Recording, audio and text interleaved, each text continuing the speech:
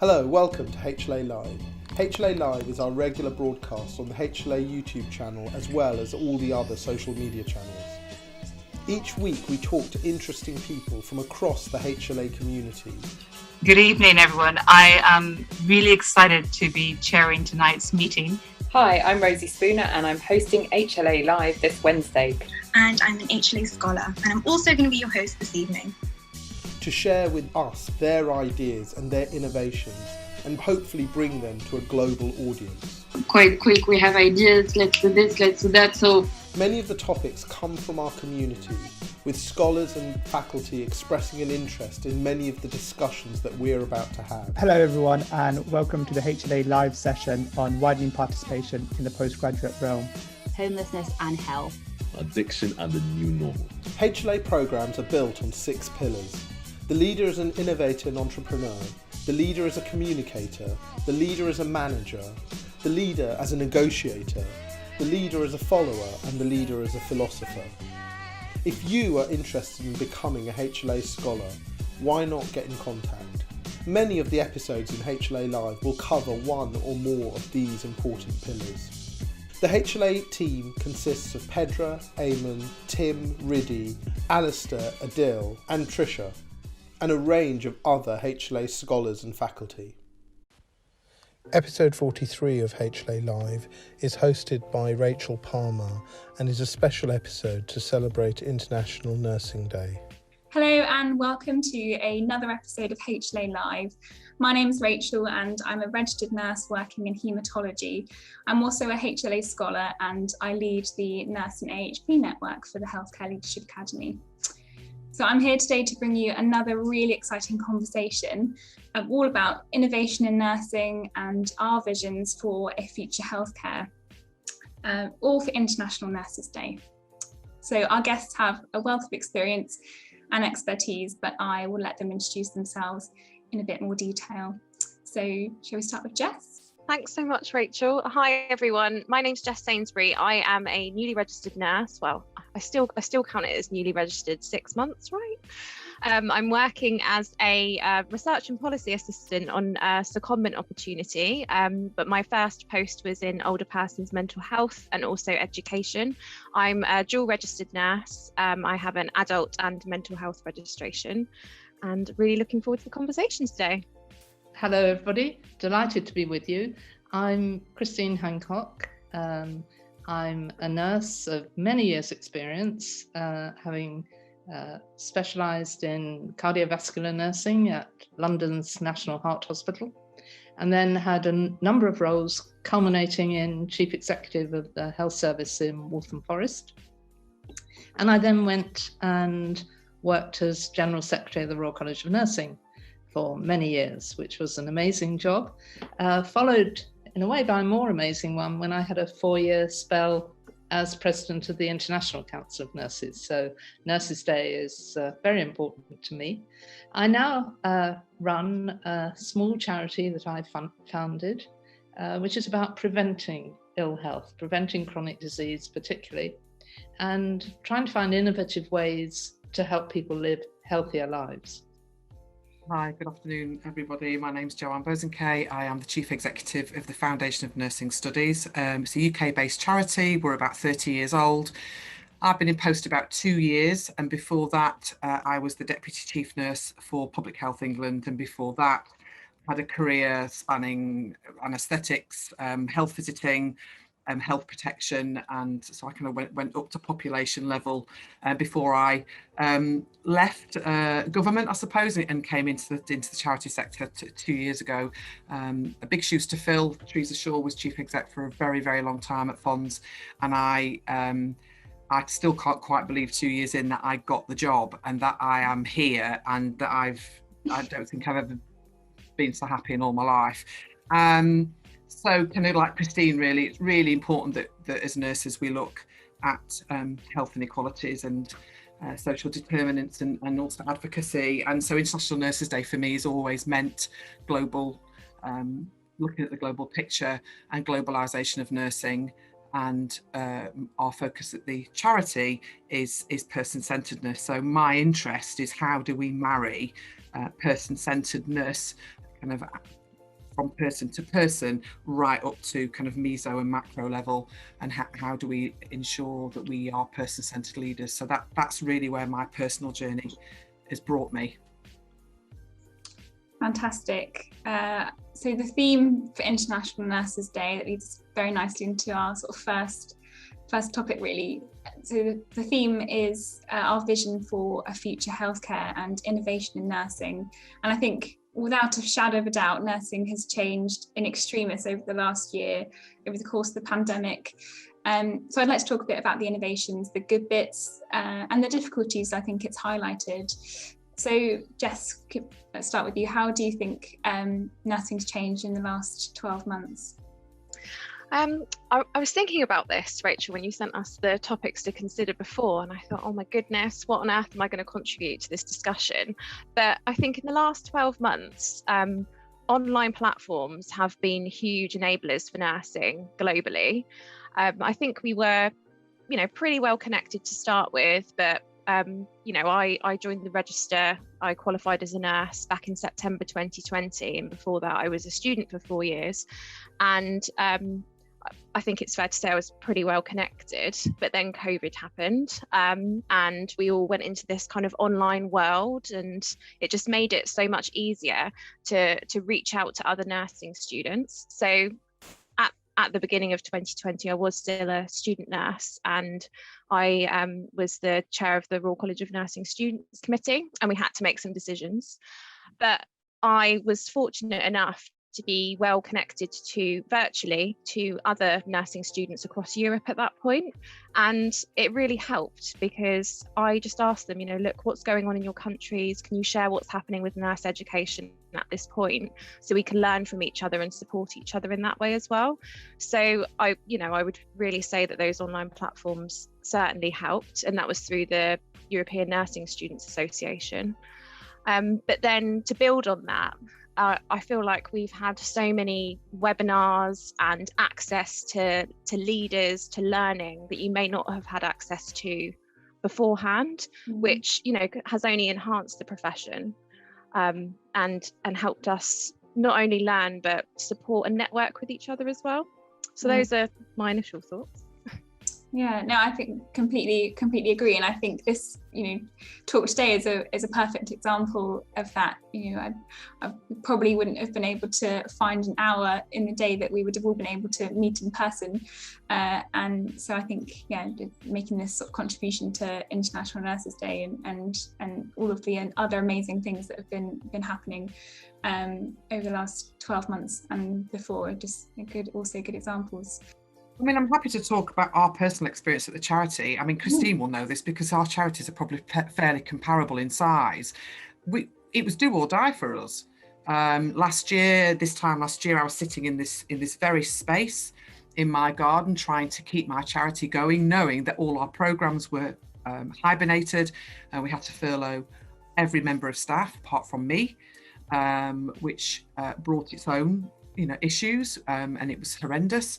But what it forced us to do as a charity was it forced us into the 21st century in a way. It forced us into a mindset of, well, it's digital or nothing.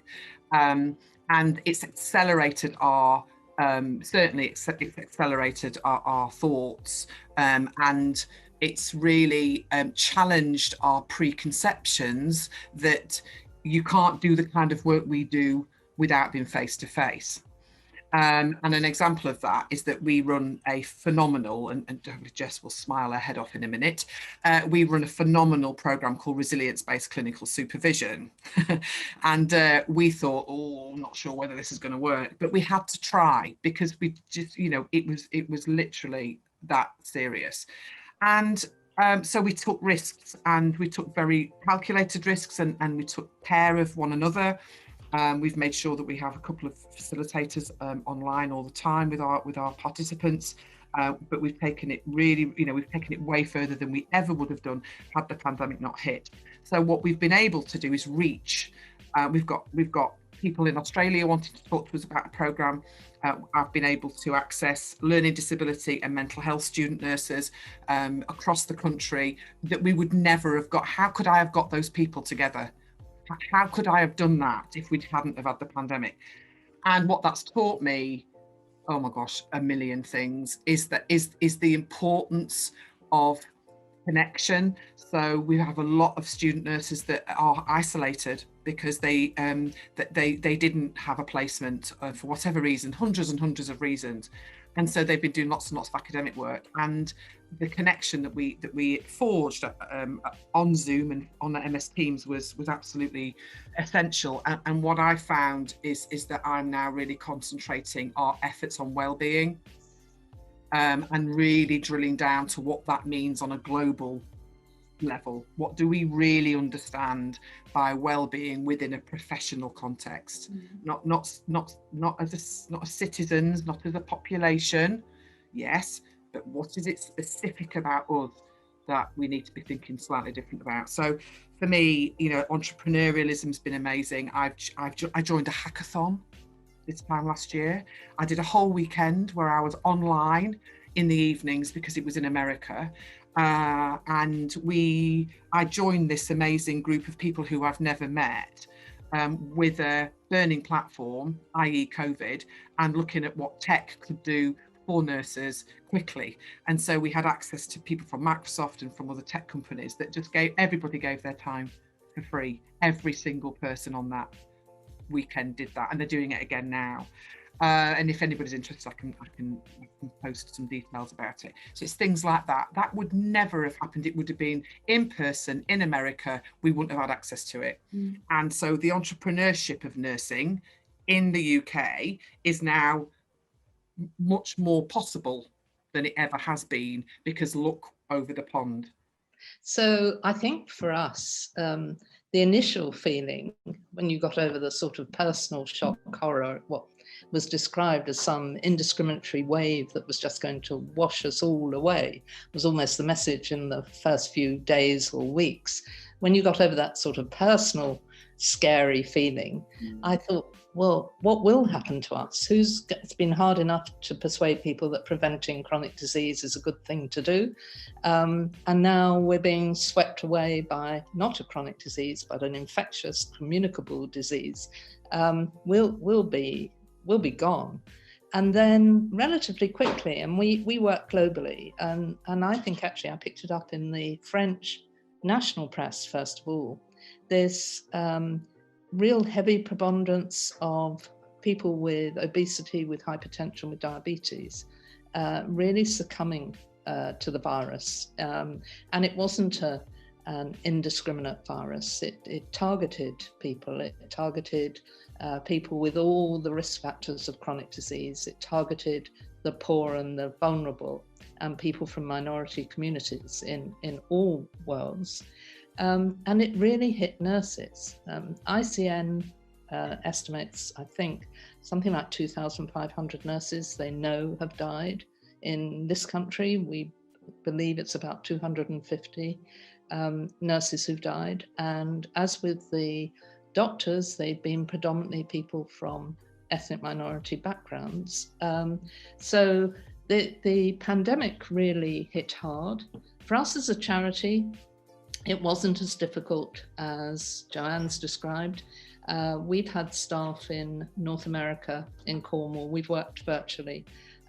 We haven't all worked virtually, and to some extent my colleagues who are distant from our head office in London have really enjoyed the fact that we're all in the same boat. We're all working virtually now, whereas it was just a small number of them.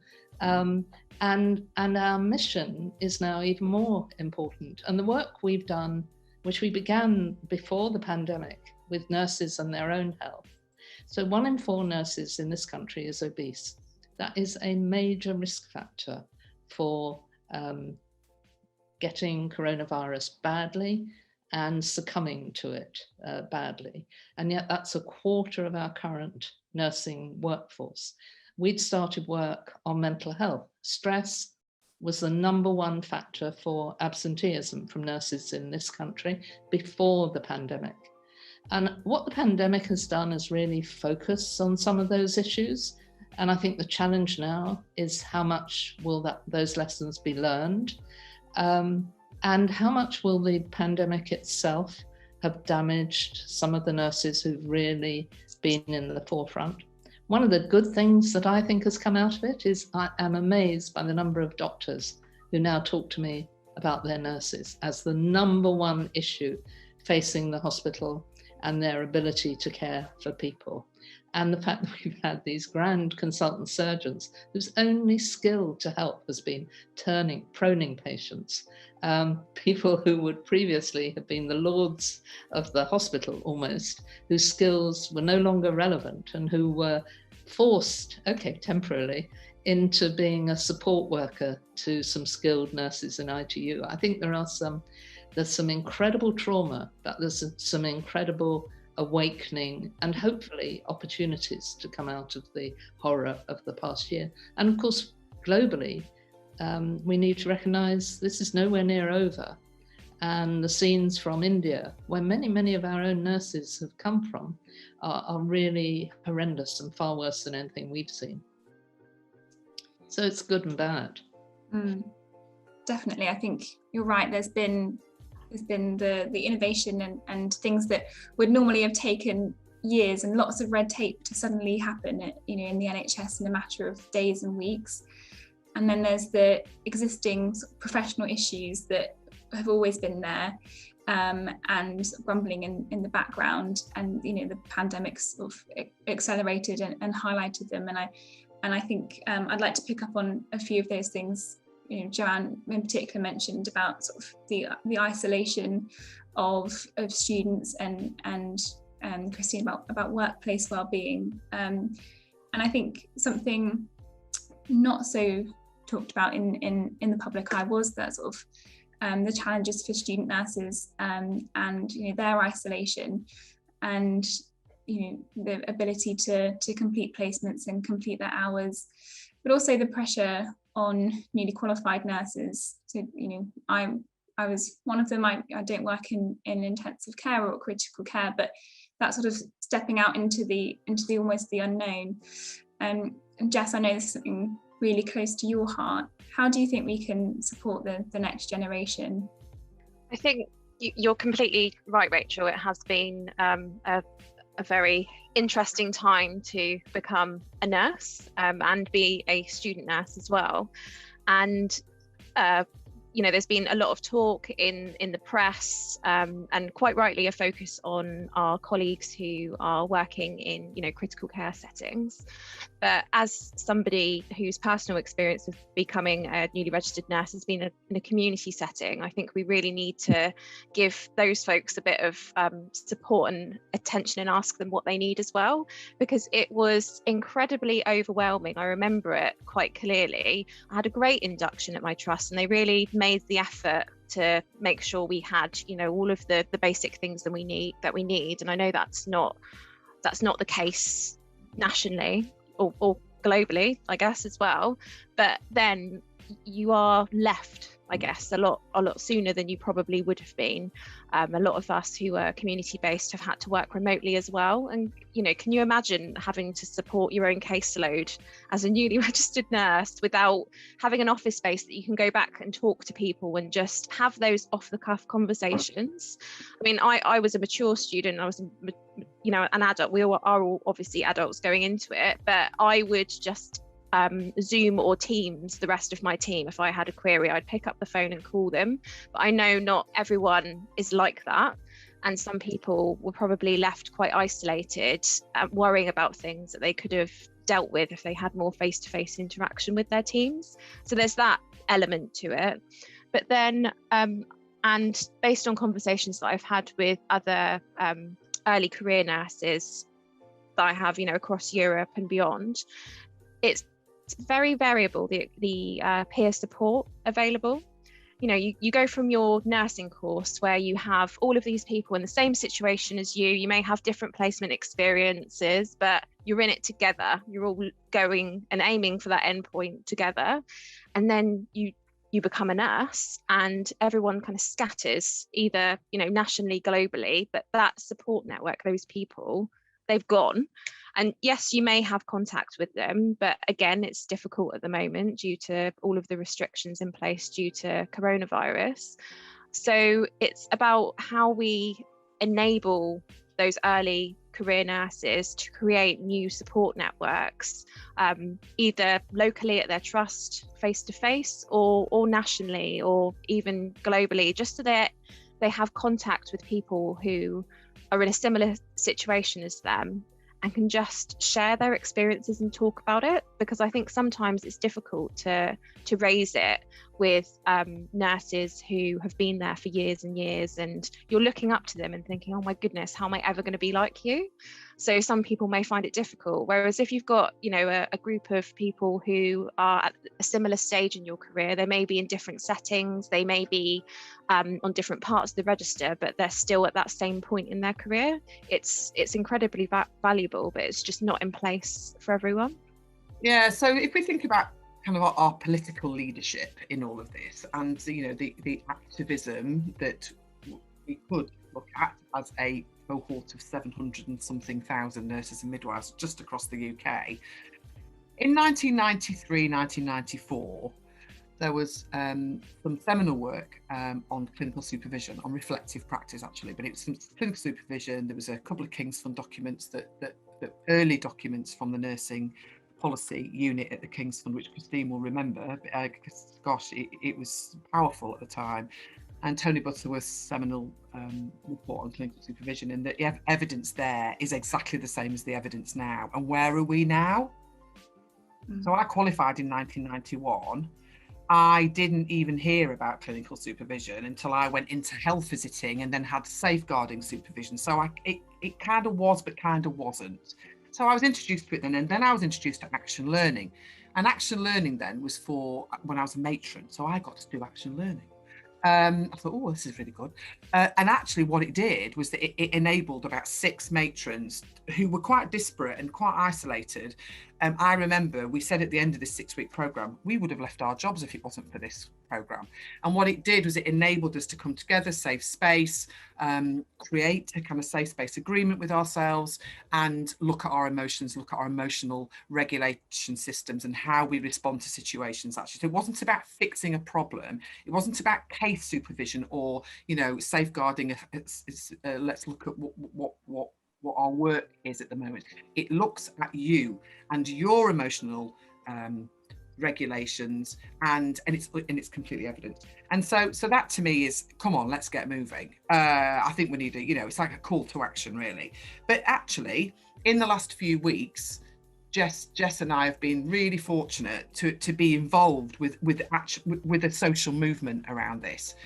Jess is actually leading part of it, and I'm going to let her talk about that in a minute. But I was really fortunate to go with colleagues, and Jess included, to the Nursing Midwifery Council a couple of weeks ago, to their Professional Standards Advisory Group, PSAG. And we took a load of students with us that had been on our programme, and we let them speak, and they told their story.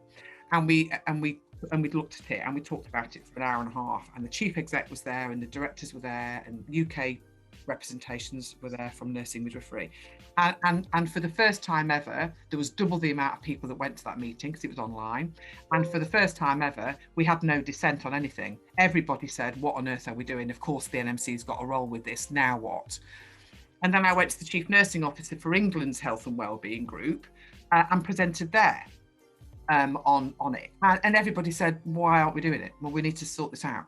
So from a student perspective, if all the evidence around clinical supervision is, if you start as a student, you are more likely to carry that on, and it becomes normal part of your practice as you move through your career. So there's nothing stopping a group of students all over the country coming together in reflective supervision, because we've done it with them and we know it can work. It just means we have to have commitment from our national arm's length bodies, including Health Education England in order to fund us to do it, because we're tiny. So it's a real social movement for change, and we've got to start demanding this now. That there's no option, there's no plan B now. It has got to get embedded in practice. I don't know what you think, Jessica. I mean, you're chairing. So thanks, Joanne. When I and Rachel, when I was on the RCN Students Committee, the webinars that I spoke about earlier, one of them was on clinical supervision, and this actually came about as a result of a tweet that somebody I know put out, just saying, I don't know what to do. I don't know how to support my colleagues. I also want to talk about my experiences, but I feel bad that I'm seeking this out. And I just thought, what is going on here? So we put on the webinar, a group of us, and I'm sorry, I do oversimplify things sometimes, but it's just the way I roll.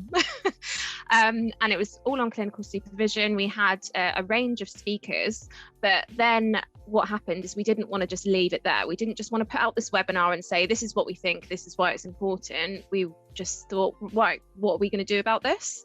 So, we met informally for a couple of months, and then the Florence Nightingale Foundation agreed to kind of host us. So now we formed this clinical supervision subject expert group full of different people who are passionate and working on different areas and work streams in regards to pushing forward the agenda of clinical supervision itself, because I am very much the type of person that there's no point in reinventing the wheel. And also, if there are loads of people working on things, let's bring us all together, because we're more powerful and our voice is louder if we are together. So it's not at all, the foundation saying, right, this is what should be happening and this is our way or no way. It's about, right, let's bring these great minds together and let's push forward together. So we did get to speak at the NMC Super Posh meeting the other week, and I felt like I was swanning the whole way through. But it was just so nice to be part of something where we all want to do this for our profession. It's something that our profession desperately needs. And the more I speak to students and new registrants about clinical supervision, there's a huge piece of work that needs to be done in regards to education around it. A lot of the students think, supervisor, that means my competencies for my course. And when I, try and explain to them what clinical supervision is itself, they're like, oh, well, no, I've never experienced that. And then a lot of my peers who are new registrants say, oh, well, that's just something that mental health nurses get. That's not something that we should get in adult field or pediatrics or learning disabilities. And then you speak to your mental health colleagues and they say, no, it's not really something we get, or decent supervision. And there are pockets of it that's happening. And as a subject expert group, we recognise that there are different types, but it's about, we need that protected time to make sure people are able to facilitate it, but also receive it. So yeah, that's where we're at the moment. And if there is anyone watching this who is passionate about clinical supervision, then definitely get in touch. We'd love to hear from you. I completely agree. I think it's this thing that's a term that we hear about, and I think it's, as a student, you can automatically assume that it means something that's related to your being signed off, or it's not necessarily relevant to your field. But I think as we emerge from the pandemic, it's, in this country at least, it's more relevant than ever, and to have that sort of reflective practice embedded into our practice. I think it's sort of mandatory as a student, and it is part, obviously, of our revalidation process as registered nurses. But that sort of constant reflective practice, and in order to learn and grow and have that sort of workplace well-being and constant conversations with those around you and your teams about what's happening is so vital. And I think Christine, you talked about the lessons that we've learned over the course of the last year. Talk to us a bit more about those and what you feel they are going forward. I think it's very hard to be specific about those lessons at the moment. I think most of us are too close.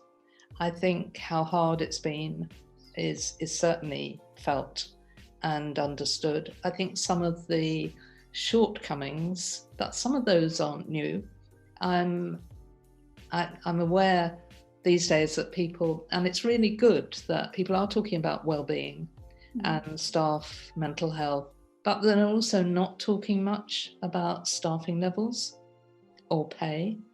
And both of those, particularly staffing levels, in terms of not being stressed, about feeling comfortable with the work that you've done when you go off duty, are incredibly important. I think many nurses now feel there's been a lot of lip service to how wonderful they've been.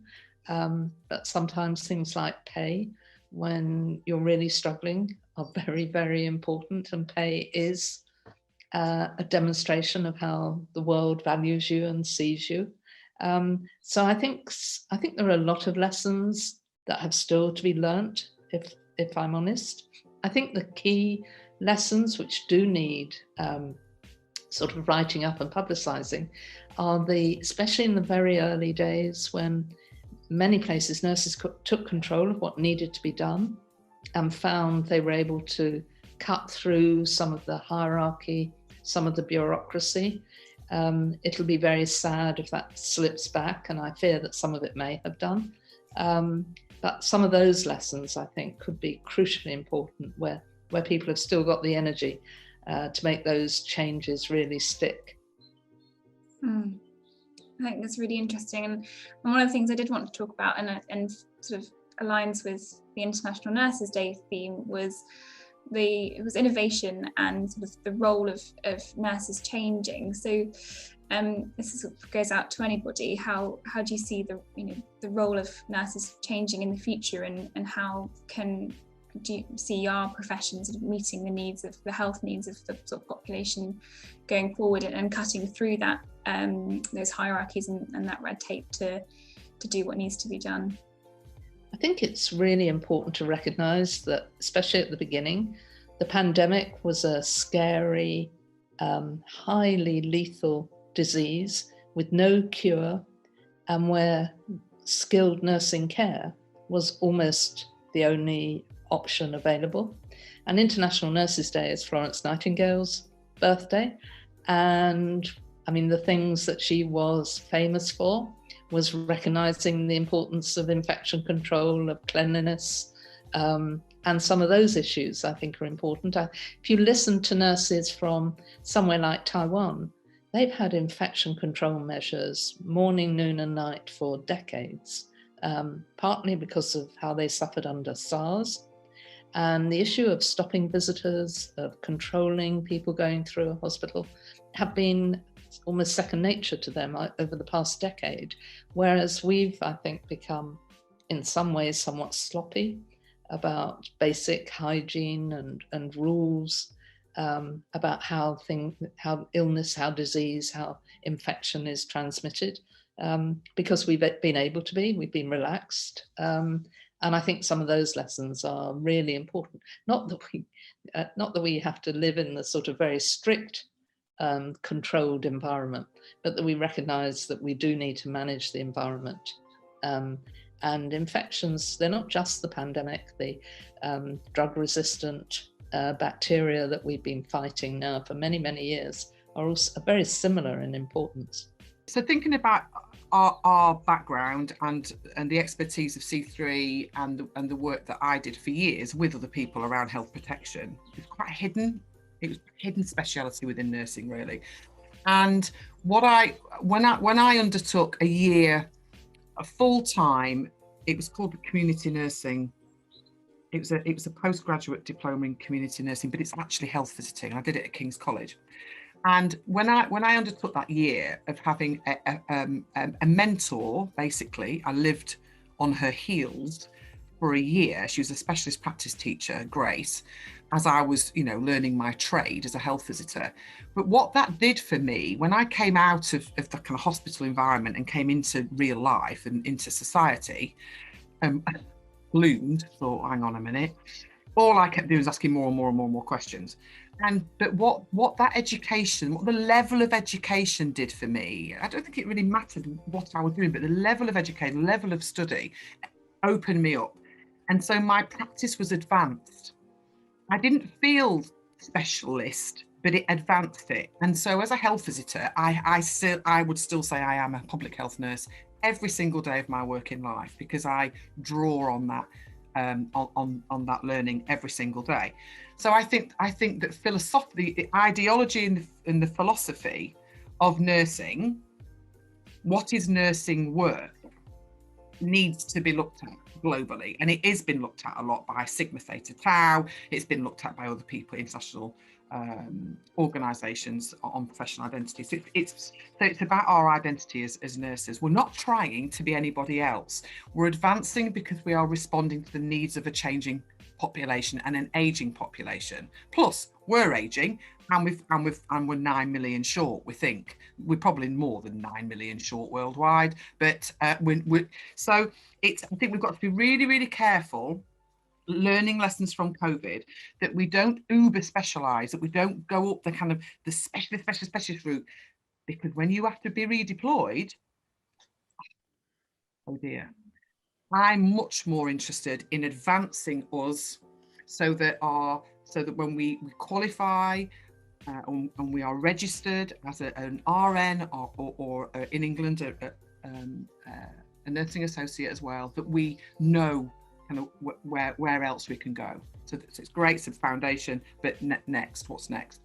And I think the NMC consultation is an extremely important part of this journey for us, because it is consulting on the specialist practice qualifications, community nursing being one of them, district nursing, but also health visiting, school nursing, health nursing. So I'm really interested in our role as advocates, community advocates, but advocates for one another, a duty of care for our fellow professionals, assets. So, how do we have an asset-based conversation with somebody instead of a deficit-based? How do we get out of that compartmentalisation of the biomedical model of care, which is still very prevalent in areas of the country? How do our novice, our young generation of nurses support the older generation to move forward? There's a whole load of stuff we can be doing. How can we use the mentorship of perhaps retired nurses coming back, buddying up with our nursing students or what have you? How can we do that instead of losing all of that expertise and knowledge and that life experience? So, I think philosophically and ideologically, we've got to have a really difficult conversation about what on earth is a nurse. What is nursing work? I completely agree. And I think that leads us on really nicely to our final question.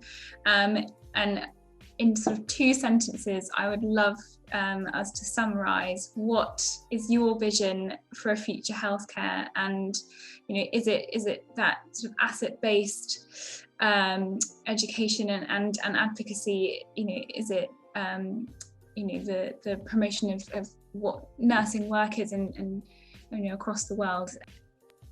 Oh my goodness! In a couple of sentences. I might find that tricky, Rachel, but I'll try. I'm a bit of an idealist, and I think we need better investment. We need a better education, more support for our nurses. But the one thing that I would probably focus on, and it's reflected in the work I'm doing at the moment, is around maybe not necessarily flattening hierarchies, but challenging them and working with them. So I do some work where I'm creating some student councils, and part of that involves students working with senior leaders in systems and regions to work at a strategic level to advance that system and therefore the patient care.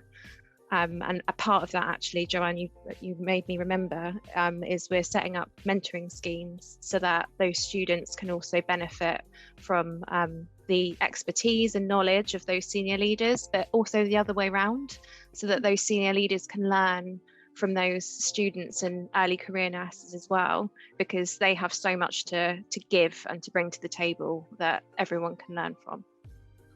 I'd like to see nurses much more confident of the incredible value they bring, much more confident that their views really matters, that they are very close to the people they work with, and therefore they're much better able to be advocates, and yet too often their voice isn't heard.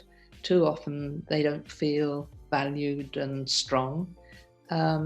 So I think nurses can change the world, and they just need to believe it. And I hope that the education systems and better support systems will make that happen more than it does now.